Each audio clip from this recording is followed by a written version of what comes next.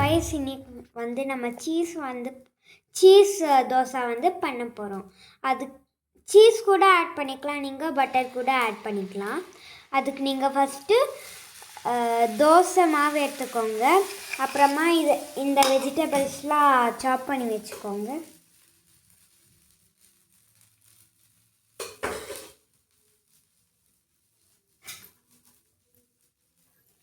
பார்த்தீங்களா?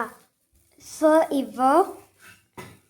இப்போ வந்து கேரட் வந்து தூவிக்கணும், பட்டர் வந்து சாப் பண்ணிக்கணும், அப்புறமா ஆனியன் வந்து அதுவும் சாப் பண்ணிக்கிட்டு கொத்தமல்லியை வந்து சாப் பண்ணிக்கலாம். இப்போ எங்கள் அம்மா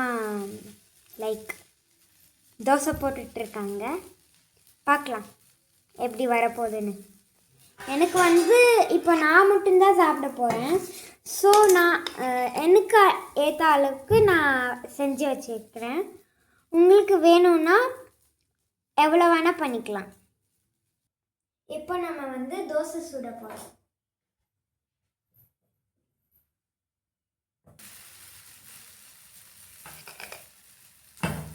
ஃபஸ்ட்டு சீஸை போட்டுக்கலாம்.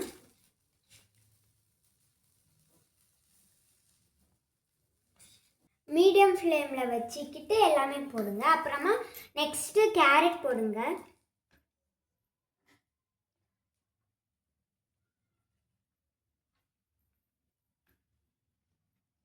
நெக்ஸ்ட்டு ஆனியன் போடுங்க.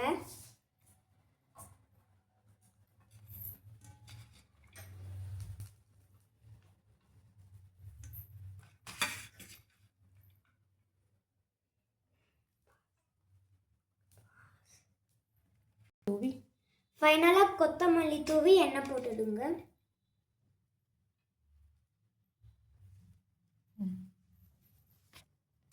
எல்லாமே முடிச்சதுக்கப்புறம் இந்த மாதிரி பண்ணிக்கோங்க. 2 மினிட்ஸ் ஒரு 1 மினிட் இப்படியே பண்ணுங்க. திருப்பி போட்டுடாதீங்க. சரி, இப்போ இப்படி பண்ணிக்கலாம்.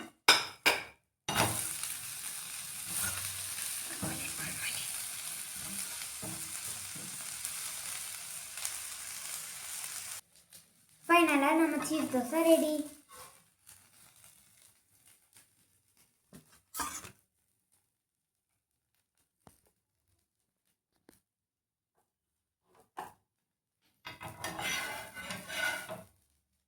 Thank you guys. இந்த சீஸ் தோசை வந்து நல்லா இருந்திருந்தா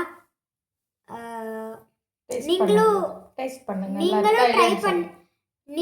ட்ரை பண்ணுங்க. இப்போ நான் வந்து டேஸ்ட் பண்ணி பார்க்க போறேன்.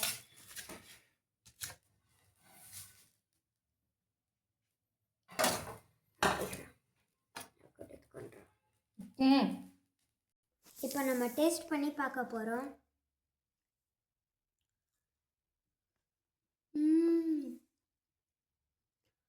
இது வந்து ரொம்ப க்ரன்ச்சி, டேஸ்டி, சூப்பராக இருக்குது. நீங்கள் ட்ரை பண்ணி பார்த்து ஆகணும்.